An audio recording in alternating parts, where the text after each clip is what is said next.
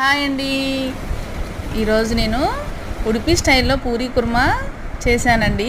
చాలా బాగా వచ్చాయి. గోధుమ పిండి తీసుకొని బొంబాయి రవ్వ, పంచదార, ఆయిల్ వేసి కలుపుకుంటే పూరీ ఆయిల్ పట్టకోకుండా కరకరలాడుతుంటుంది, మెత్తగా ఉంటుంది. 2 రకాలుగా ఉంటాయండి.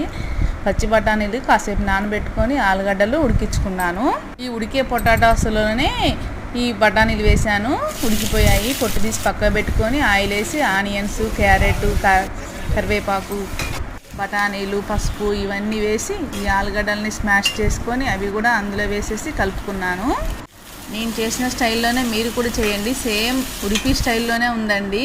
తర్వాత టమాటాలు వేసుకొని కాస్త ఉప్పు వేసుకుంటే ఈ ముక్కలన్నీ ఉడికిపోతాయి. తర్వాత శనగపిండి తీసుకొని కొంచెం వాటర్లో కలుపుకొని ఇలా కలుపుకోవాలండి. తర్వాత కొంచెం వాటర్ వేసుకొని మసాలా వేసుకుంటే చాలా టేస్టీగా ఉంది. కొత్తిమీర కొంచెం లేట్గా తీసుకొచ్చారండి, తర్వాత వేసాను. పూరీ ఇలా కాల్చుకుంటే సూపర్ టేస్టీగా కుర్మా పూరీ రెడీ.